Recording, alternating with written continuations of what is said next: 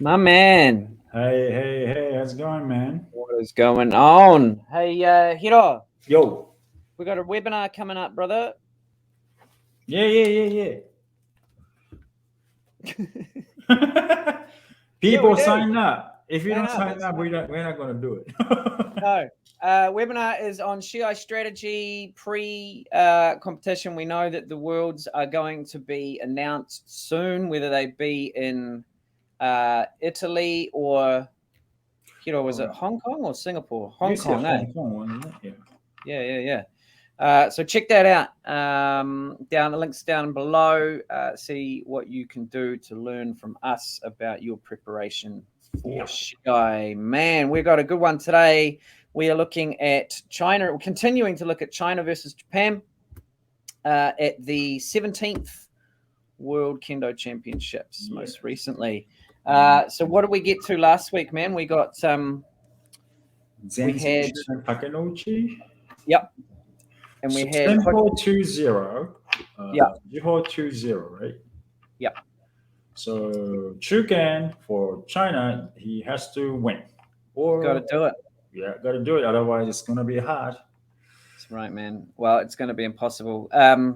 The thing that I like about this fight is the Jordan, right? So we've got again, like I was sort of saying last week, we've gone from Chudan Nito now to Jordan, and I think this is something that's really important for New Zealand and New Zealand, everyone. Uh, Everyone so for all we got to the sort of try different stuff, different techniques, different kamai, see what works for us, our bodies, our experience, our late starters, all those sorts of things. It doesn't have to be chudan. world. um, I don't know. All right, so that fight's just finished up between Takanuchi and L Zhang. Good Right. fight, well fought. And now we're going into Maeda versus Z Zhang. Good. And big thank Thank you you to to Kendo oh, World. Patch, patch, beat me to patch. it. Nice one. Thank you. Arigatou gozaimasu. Ooh. He's a big guy, man. He is, hey. Yeah. Oh, he is big. Yeah, man. Do you know much about Maeda Senshu? I was thinking about it, but not really. I don't hear his. I don't know. Yeah. I'm sure he was in all Japan championships. I don't remember. I kind of remember his face for some Oh, really? reason. Yeah. Okay. These guys are they're both really sharp, really snappy with their cut. I mean, obviously you would expect such from a Japanese team member.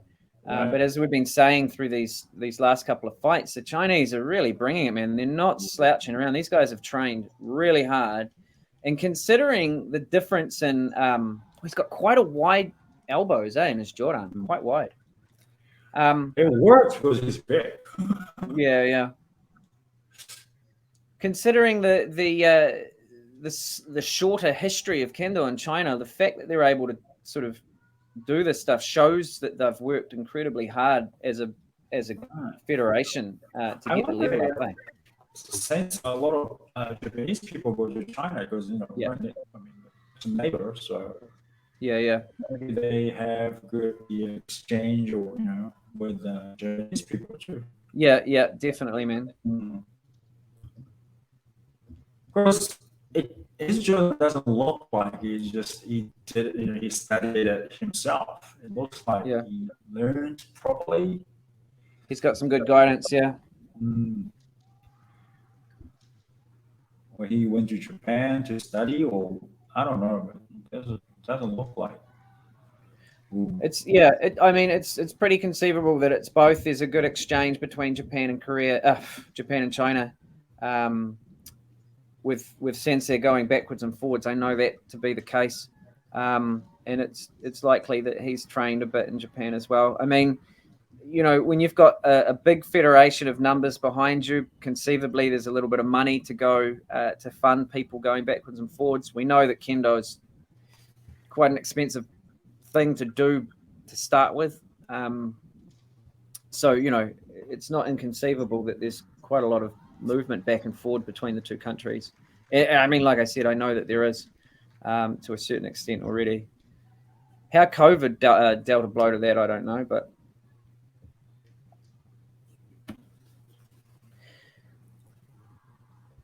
do you get the sense that he's sort of, oh, there it was. I was just wondering, like he was sort of, the Japanese player's really taking his time to pick off the opportunity. Right. And there it was. There you go. Yeah, he came in quite comfortable distance, eh? Well, he has 2 wins before him, so Yeah. all he has to do is he just have to get the moment, right. Yeah. He doesn't have to be in a hurry or anything.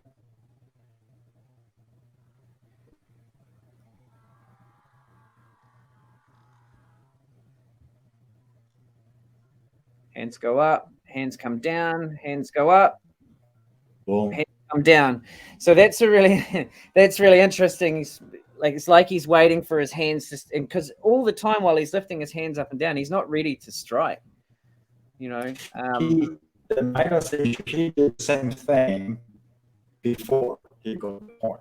He Right. did this, and the Chinese century he did exactly the same thing. And probably Maeda thought, okay, that's what he does.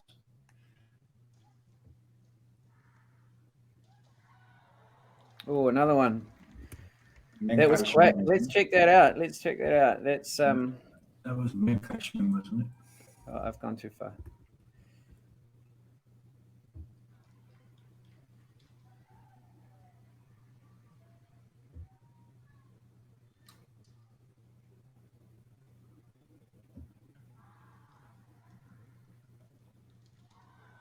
Oh, okay. Yeah. All right. I see. Yeah. Very similar, right?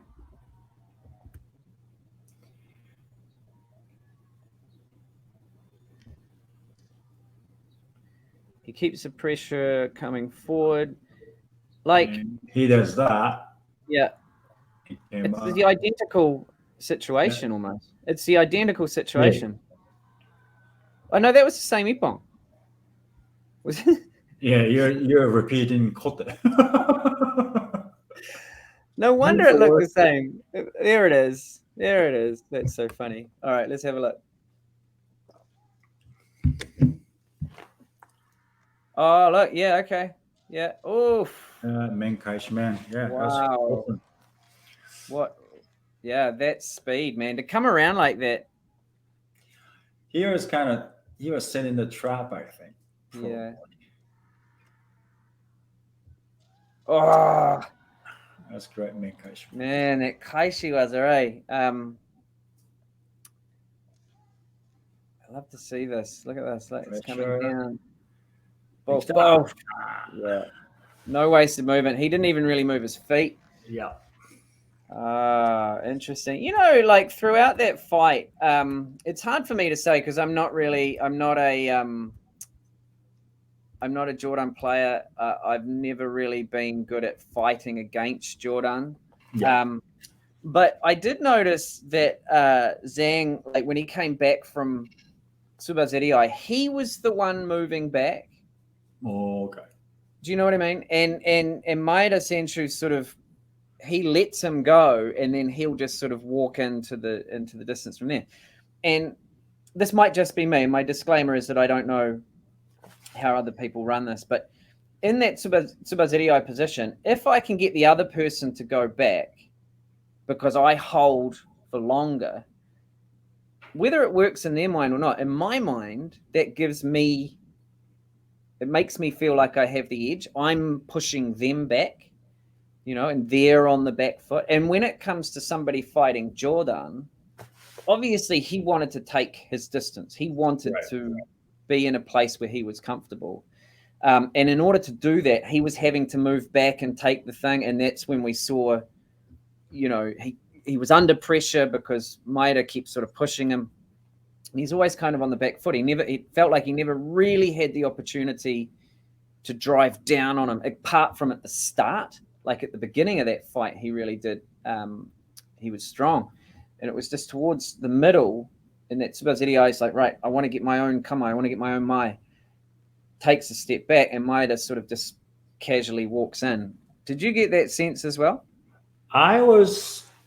I didn't really look in that look in those from Tsubasa what they're doing very carefully like you did, but because of the situation that the Chinese Senshu competitor has to win.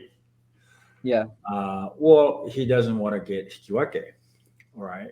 It's okay, but you know it's 2-0, and mm, Hikiwake and Fukusho Taisho, that's pretty tough. mm. So he wanted to win, so he probably didn't want to stay in Tsubasa Yeah, yeah, long. yeah, He wants to get out. He wants to yeah, get out. And then maybe Maeda Senshu is kind of letting him go, but he yeah, is actually going yeah, forward. yeah, yeah, So psychologically, he yeah, was Jordan Senshu. It was kind of getting pressure from Maeda Senshu. yeah, And then the yeah, yeah, last main strike was kind of, oh, come on, yeah, get my yeah, man. You know, yeah, he yeah, yeah, went into that trap. yeah, yeah, Kind yeah. of looked like. It's amazing, isn't it? Like the point that you're making is so interesting when it plays out in the team over five players. It's not an individual fight. What you do in the score that you get or that you leave the Shiai with makes a massive impact for the Exactly. people behind you. Uh, and that's the game you have to play. And it's something that I've always said to my guys as well. Like one ippon will win the world champs, Right. and that's individuals and team fight as well. One ippon, um, and so you have to play like that. We don't need to go out and get two ippon if we don't have to. Um, Obviously, if you can take it, take it. But It helps a lot. yeah. But it's not always necessary. So yeah. So then when you think about the pressure that you're under in that Chuken position to have to try and claw something back, even if it's just one ippon and then the other two can get two each or whatever, or just one each and get a three One, versus one, two. and Yeah, a 3 wins. that's it. That's it. That's right. So, we really do need to be thinking about that when we go onto the floor, eh? Oh yeah. Nice one, Hiro. Hey, thank you to Kendo World once again Yep. for that content. Go over there and give them some love. Please sign up for our webinar. Give us a like and subscribe. It really helps us out. And we'll see you next week for Ando versus El Ma. This was a Chudan versus Chudan Fukusho fight. And we'll see how this starts to conclude. Thanks, Hiro, baby. Thanks, Blakey. Ciao.